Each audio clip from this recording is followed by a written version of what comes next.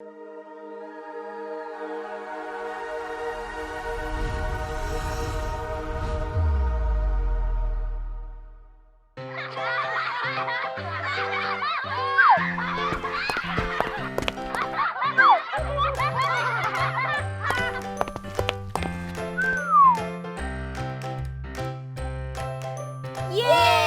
संपर्क दीदी आ गई।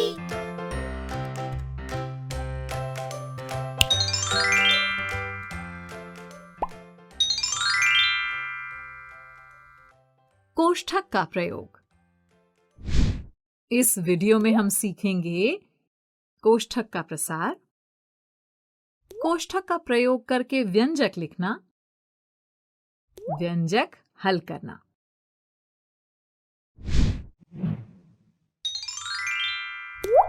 कोष्ठक का प्रसार। बच्चों, पिछले वीडियो में हमने कोष्ठक के बारे में पढ़ लिया था।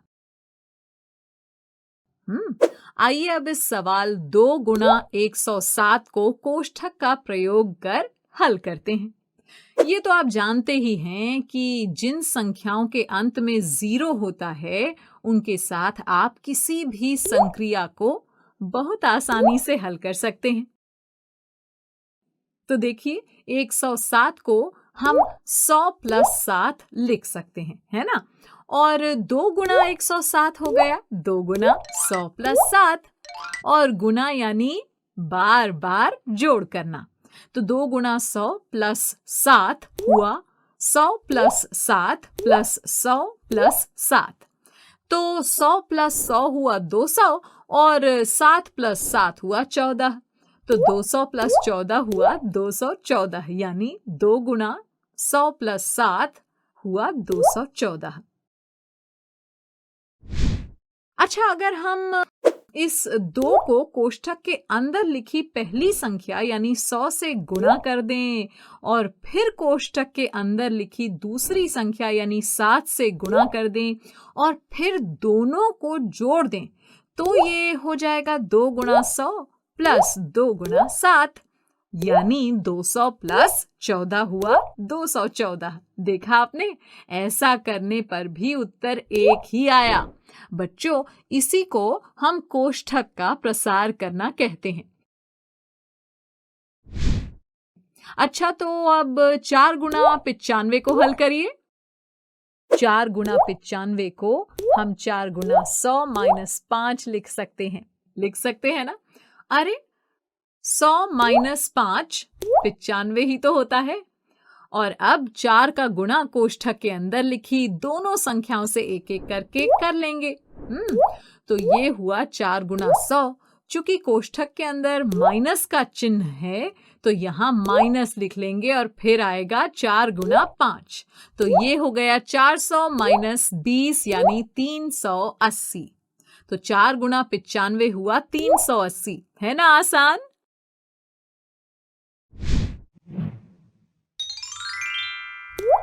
कोष्ठक का प्रयोग करके व्यंजक लिखना।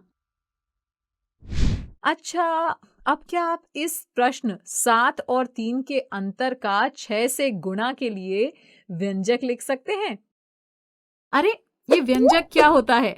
ये तो हमने पढ़ा ही नहीं। बच्चों, गणित में व्यंजक लिखने का मतलब किसी कथन को गणितीय भाषा यानी अंकों और संक्रियाओं में लिखना होता है, जैसे 3 + 7 - 6, 12 - 5 + 2 आदि। तो आइए अब इस कथन 7 और 3 के अंतर को 6 से गुणा को व्यंजक में लिखते हैं। अच्छा, आपने कथन तो पढ़ ही लिया है, तो ये बताइए किसके अंतर का 6 से गुणा करना है? हाँ, 7 और 3 के अंतर का, यानी 7 - 3, इसे हम कोष्ठक में लिख लेंगे और बाहर गुणा का चिन्ह और 6। तो ये हो गया 7 और 3 के अंतर का 6 से गुणा। समझे? बच्चों, व्यंजक लिखते समय ऐसे ही जब हम खुद से प्रश्न पूछते हैं तो हमें आसानी से समझ आ जाता है कि कोष्ठक कहाँ लगाना है। आइए अब एक और प्रश्न के लिए व्यंजक लिखते हैं। 2 और 6 के योग को 7 और 4 के अंतर से गुणा करिए। तो पहले हम 2 और 6 के योग को एक कोष्ठक में लिख लेंगे और फिर 7 और 4 के अंतर को दूसरे कोष्ठक में, और उसके बाद इन दोनों कोष्ठक के बीच में गुणा का चिन्ह लगा देंगे। है ना आसान?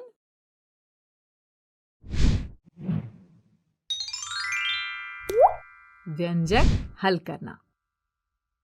अच्छा, अब इस व्यंजक 5 गुणा 12 माइनस 3 को हल करिए।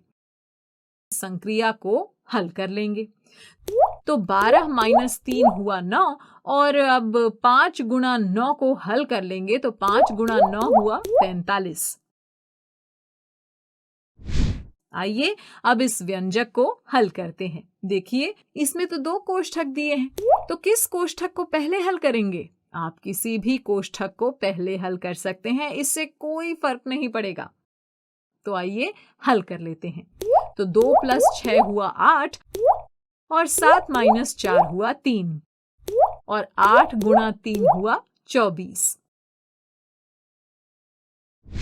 अब अगर हमें इस व्यंजक 8 गुणा 12 माइनस 3 गुणा 5 प्लस 3 को हल करना हो तो कैसे हल करेंगे? इसमें सबसे पहले कोष्ठक के अंदर लिखी संक्रियाओं को हल कर लेंगे। तो पहले कोष्ठक 12 माइनस 3 को हल किया तो मिला 9, और फिर दूसरे कोष्ठक को हल कर लेंगे तो 5 प्लस 3 हुआ 8। अब व्यंजक बन गया 8 गुणा 9 गुणा 8, तो 8 गुणा 9 हुआ 72, और 72 गुणा 8 होगा 8 दूनी 16। 16 का 6 नीचे उतारा और 1 हासिल में, और 8 सत्ते 56, और 1 हासिल हुआ 57, यानी उत्तर हुआ 576।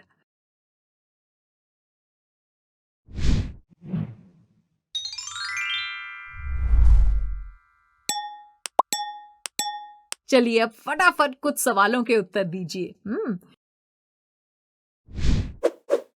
किसी कथन को गणितीय भाषा यानी अंकों और संक्रियाओं में लिखने को क्या कहते हैं? सोचो सोचो।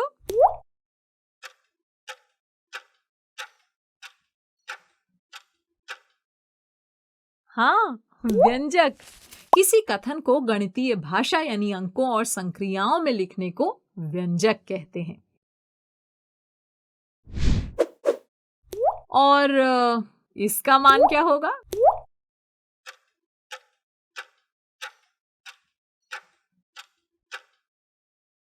सही जवाब, इसका उत्तर है 1।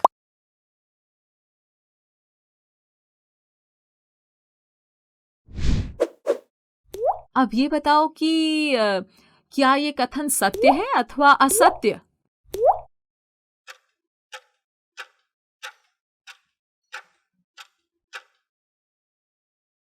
ये कथन सत्य है। बहुत बढ़िया।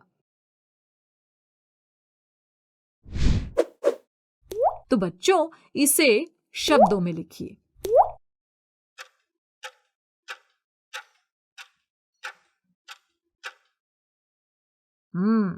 ये हुआ 5 और 3 के योग को 2 से गुणा करना, है ना?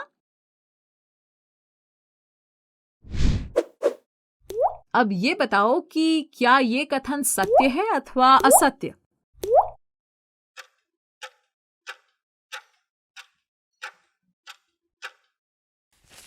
छियानवे को लिखा 100 माइनस 4, यानी ये कथन सत्य है।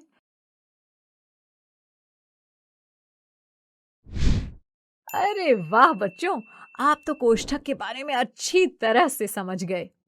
ऐसे ही बहुत सारे प्रश्न वर्कबुक में दिए गए हैं जिनका आपको खूब अभ्यास करना है, ठीक है?